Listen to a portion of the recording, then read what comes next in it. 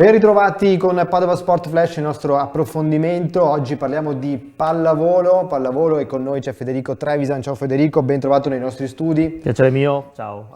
Parliamo di questa grande realtà della pallavolo femminile che è un po' la capofila di Padova, appunto che occupa la categoria più alta. Insieme poi nella stessa categoria c'è l'Alta Fratte, ma siamo già fuori nell'Alta Padovana. Quindi ecco, la squadra della città di Padova, possiamo dire così, Sì. negli ultimi 2 anni con un progetto importante sicuramente che poi ha radici insomma nella Duna Volley, quest'anno con un nuovo nome che porta il nome del main sponsor, tra poco ne parliamo, ma ecco raccontaci un po' brevemente come nasce il progetto Duna Volley, con te anche che sei arrivato direttore prima con una lunga esperienza nella pallavolo femminile. E quali sono gli obiettivi intanto a breve termine? Allora, Aduna Volley è un piccolo consorzio di pallavolo che prende in questo momento due realtà sportive, una che segue prettamente il femminile e una che segue prettamente il maschile, entrambe con le prime squadre in Serie B, quindi sicuramente una delle realtà, senza nulla togliere a nessuno, più importanti, sì, insomma, del panorama. Appunto Aduna è proprio un suffisso dal latino adunanza, unione, sì, che mette insieme appunto queste due realtà e cerca dal giovanile fino alla prima squadra di dare una prospettiva, un cammino sportivo per ragazze e ragazzi del territorio e non. Perché, piccolo inciso Federico, diciamo che la pallavolo femminile, l'abbiamo ripetuto tante volte, è uno sport molto partecipato, molto seguito, molto giocato, con tantissimi tesserati. Io parlo del Veneto, ma poi anche a livello nazionale. A livello nazionale è uno degli sport, non so se sia il primo sport, comunque sicuramente tra i primi sport praticati al femminile, con una grande partecipazione sia a livello di numeri e anche di qualità, perché insomma anche le nazionali, non solo la prima nazionale senior, ma anche tutte le nazionali, sì, giovanili di pallavolo femminile hanno sempre fatto molto bene. Sì.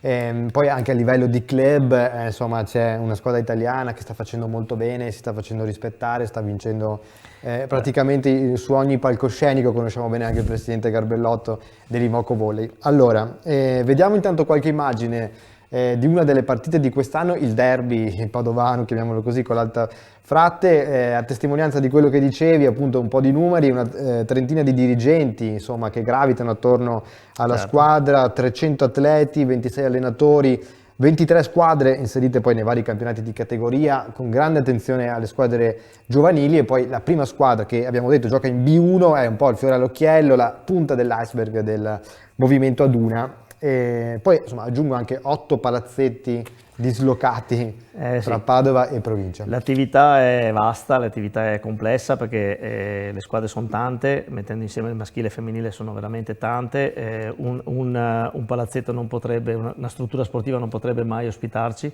e quindi il lavoro grosso è quello di inserire qualità nel far sport, cercando anche palazzetti e palestre, disponibilità dei comuni adiacenti che possono darci dello spazio per, ripeto, per dare della qualità sportiva a delle ragazze e dei ragazzi.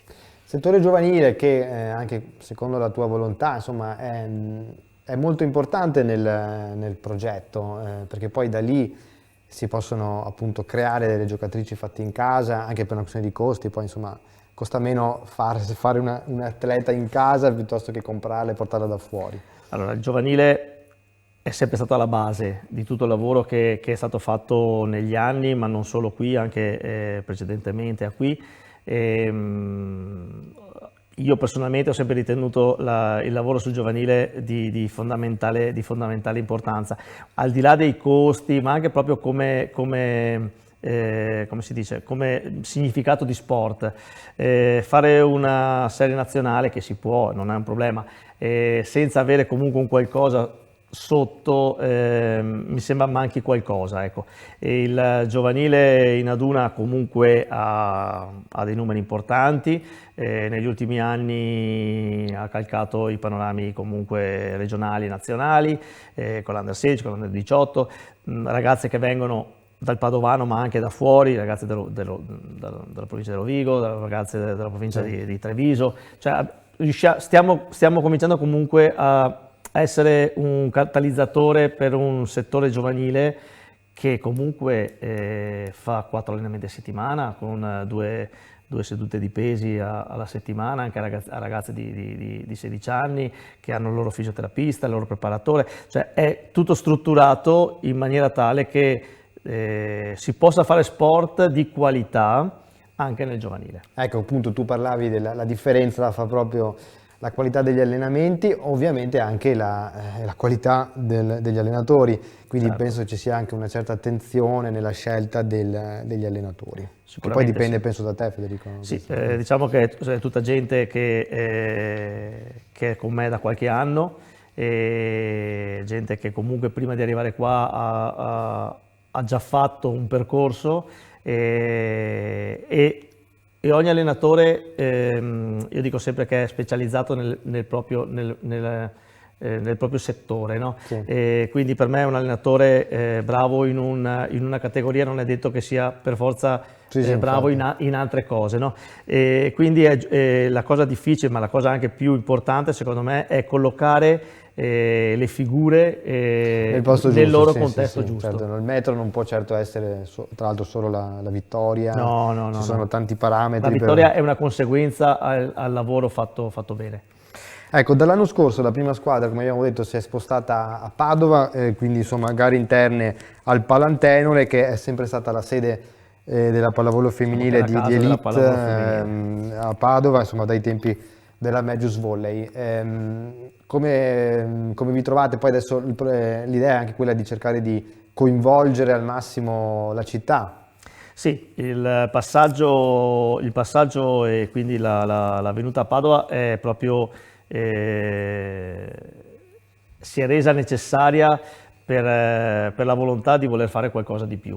E quindi il Palantenore, perché proprio è la casa della pallavolo femminile, abbiamo avuto una grande disponibilità e apertura dall'assessore Bonavina di accoglierci appunto in questa struttura, e la volontà è quella di seminare, cercare di portare avanti un percorso anche con la prima squadra, coinvolgendo, quindi che non possa essere una meteora che uno fa una categoria e dopo sparisce, ma che possa essere il rischio poi che è quello che magari un cammino, e che si possa costruire un qualcosa con Aduna, ma anche con altre situazioni vicine allo sport al femminile, che possano dare un valore e dire ok, la pallavolo femminile può anche calcare campi cambiando la lettera davanti, e quindi magari essere una 2 o una 1 nei prossimi anni. Federico, parlavamo a microfoni spenti, intanto facciamo un bello zoom sulla maglia. Questo è in realtà il colore storico della società, il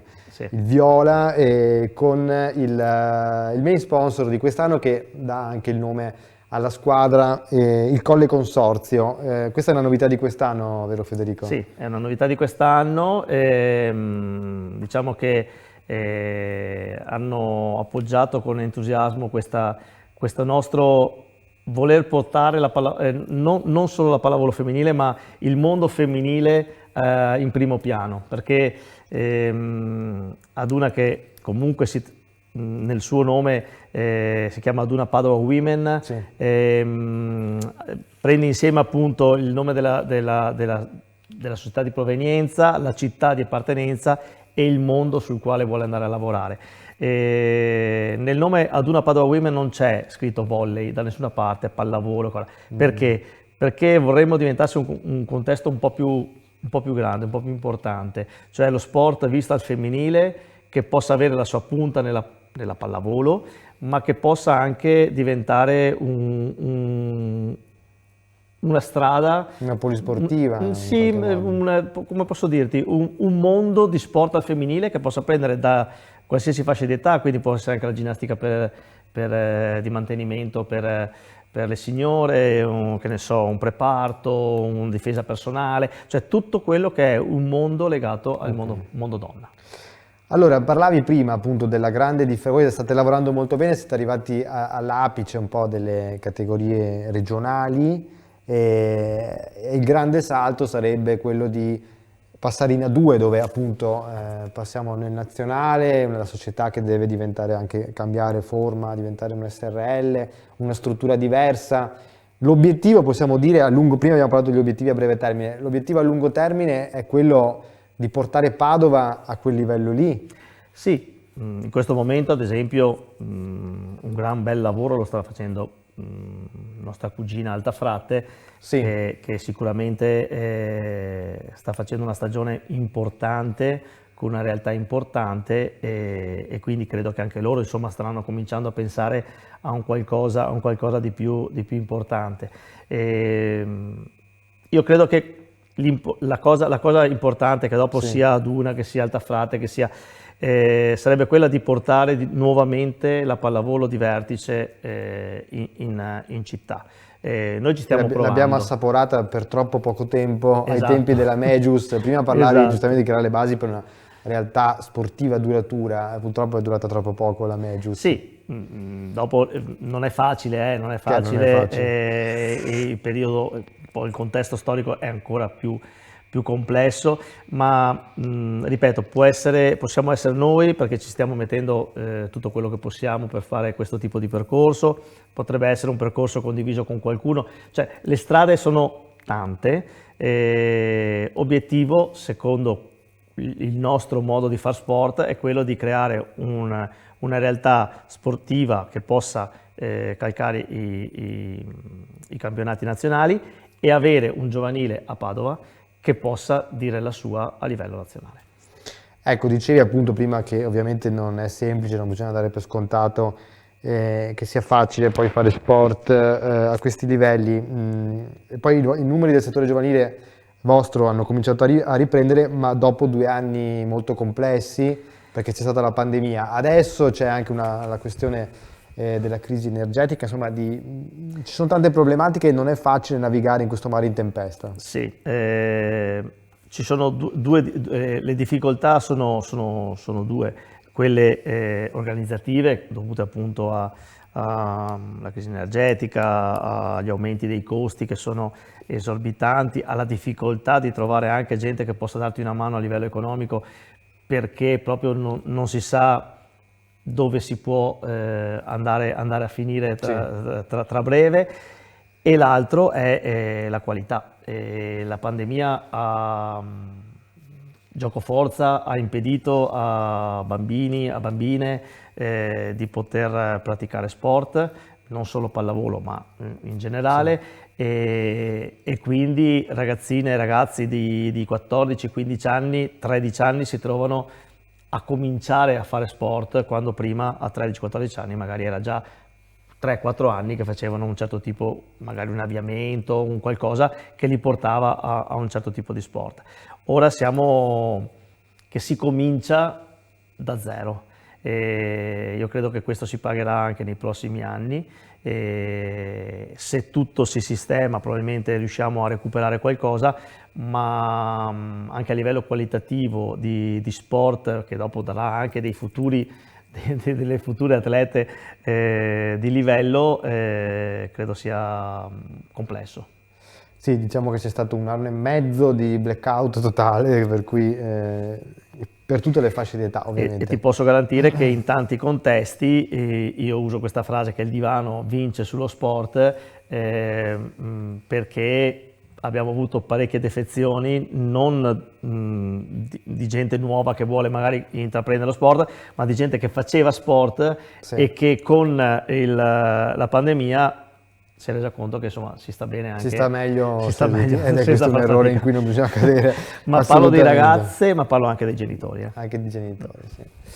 Allora, in chiusura, facciamo un attimo un flash sulla stretta attualità. Abbiamo visto prima le immagini del derby contro Altafrate, che è andato male per voi, hanno vinto loro 3-0. Voi però siete reduci ieri dalla vittoria contro la squadra cremonese dello Stiano, Fantini Falcieri per 3-1, ora siete a metà classifica, possiamo dire che comunque l'obiettivo è i playoff e ricordaci anche quante squadre vanno ai playoff Sì, in B1. noi adesso bisogna anche bisogna analizzare un po' il girone.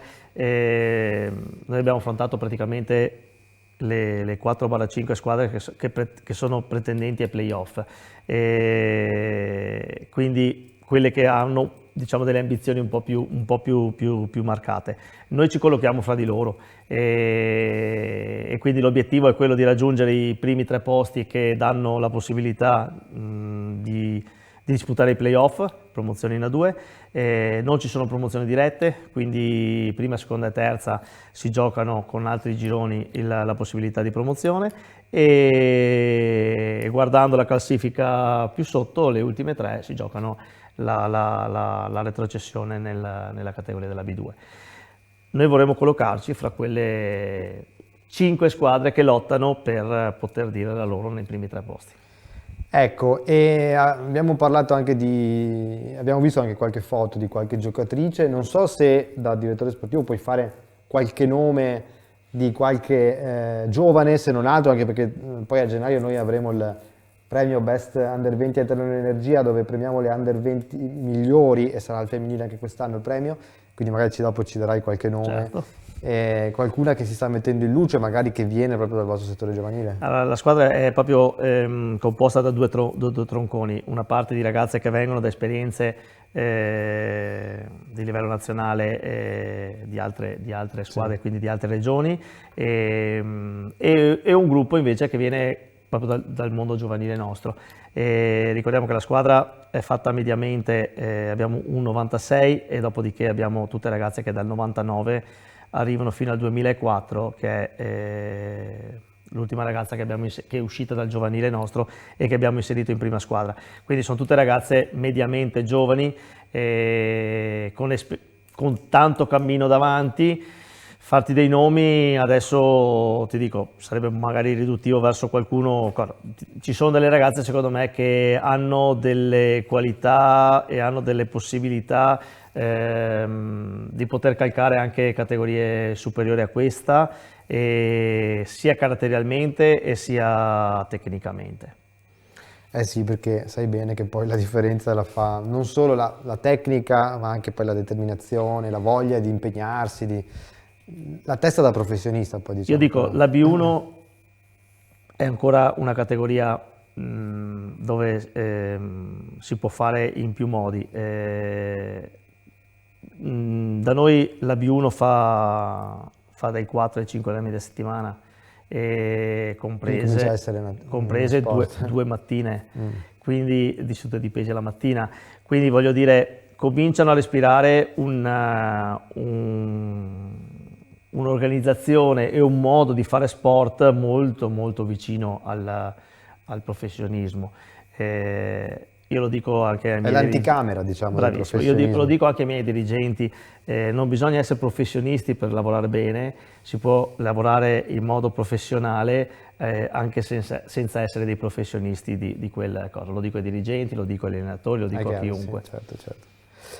Va bene Federico, chiaro, noi continueremo a seguirvi nel corso di questa stagione. L'obiettivo, hai detto tu, è molto chiaro: consolidarvi sicuramente nella Serie B1, ma anche come società, cercare di coinvolgere la città il più possibile per mettere le basi per cercare di spiccare il volo, perché veramente Padova è una città che merita anche, insomma, come bacino d'utenza, una categoria come la 2, almeno come la 2.